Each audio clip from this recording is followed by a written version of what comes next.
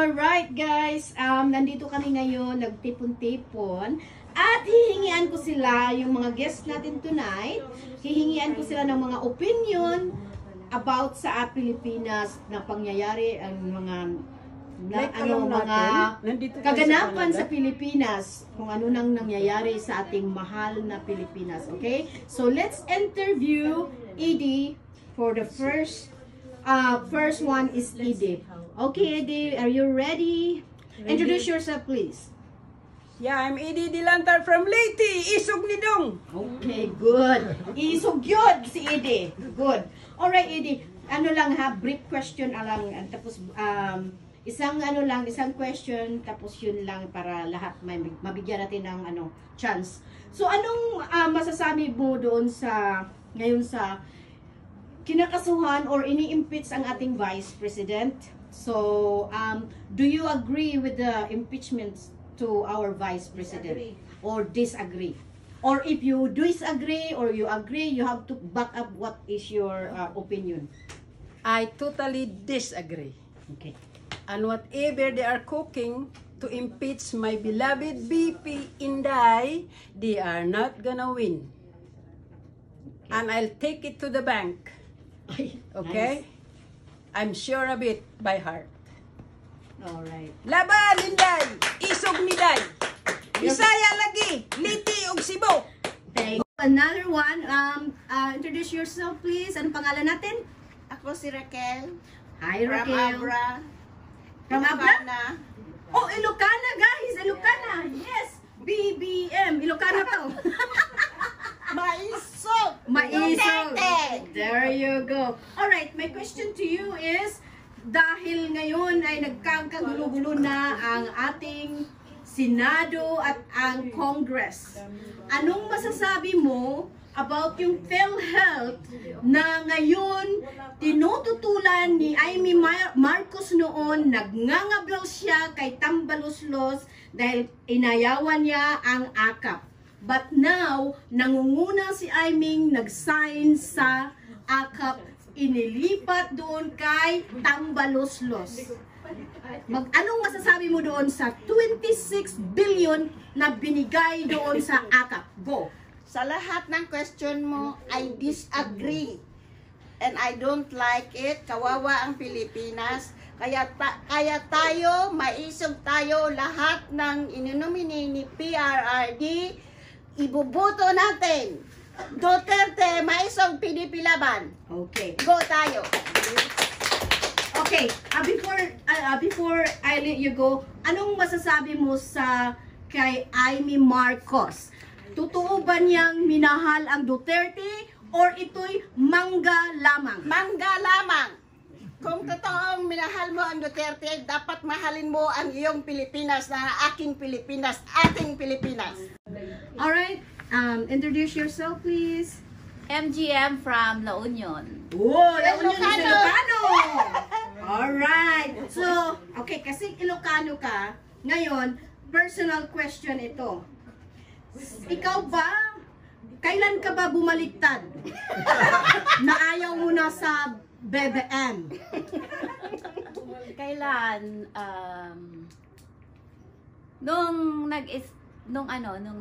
yung ang dami ng perang lumabas. Ang dami nang nawalang pera. Tapos, simula pa lang. Tapos di ma-account, di natin alam kung nasaan. Wala namang sinasabi sa atin.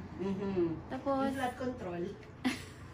And how is it, anong, sa La Union ka, right? So how about your family back home? BBM pa rin ba sila? Truthfully, hati-hati na kami. Hati-hati na kayo? Oo, baka ako lang ang maisog. Tama lang. Pero di ba, who knows? Later on.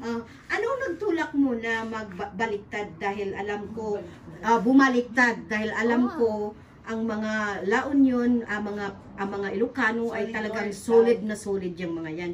Ano yung nag-trigger sa'yo na bumaliktad ka at nagiging maisog ka na ngayon? Walang solid. Hindi kasi walang, oo, actually walang, di ba matagal Ay, na walang sinasabi. solid north? Yeah, sinasabi nila. Sabi ni Amy, solid north. No! Pati Ako No! is Hindi. Solid no. Walang Hindi solid no. solid Solid no. Ay, naku, mali pala tayo. Mali, walang solid north. Oh, okay. Yun. Yeah, Alright, yeah. thank you so much. Mayroon pa bang idadagdag, dear? Ano ba yung tanong? Mayroon ka pa bang idadagdag about sa Marcos? Bakit ka bumaliktad? Ay, bakit?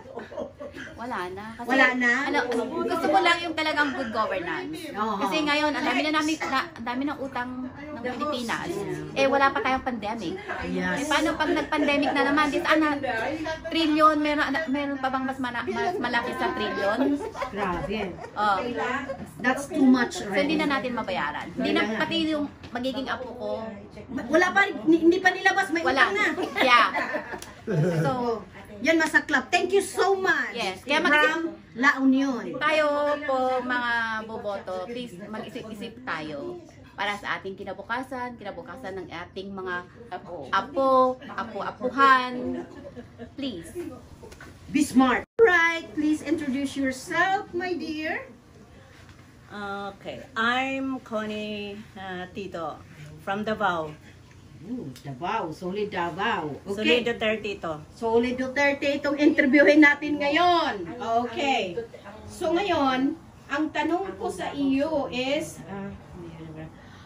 ano pong masasabi mo doon? Dahil sino ba talaga ang presidente natin? Dahil ang pagkakaalam ko, ang magtawag lang ng mga men and women in uniforms, especially mga generals, ay presidente lang. So lately, nagpapatawag si Tambayuda, lahat ng mga general, all those high-ranking official, pinatawag niya sa Senado. Nag-ala presidente na siya. Tama ba 'yun? Hindi. Okay. Bakit? Hindi siya presidente, hindi siya binoto. In the first place, feeling lang niya. Feeling But the lang. people doesn't like him, doesn't vote him, and Tambaloslos or Martin Romualdez, shame on you. Hindi ka binoto ng tao, so don't act like a president.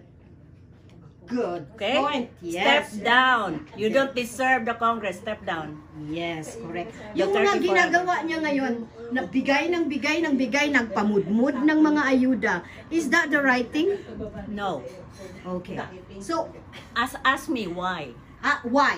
Okay, it's not the right thing to give dole-outs because Filipinos have dignity and they are hardworking people. So don't train Filipinos to be lazy and become parasite because we have dignity and we want to work and get paid for what we work, not just dole-outs. We are not born for dole-outs. That is so true and right. All right. Thank you so much. That's in Tambaloslos face. Yes. Okay. Slap that to the face of Martin Romualdez. All The right. Filipinos are not dole-outs. Very good. Makakarating po. Okay. Thank you so much. Duterte forever. Oh, Duterte. Cheers! Cheers! Cheers for success of my A Merry Christmas! Cheers! Cheers! Merry Christmas, everyone! Merry Christmas! Merry Christmas!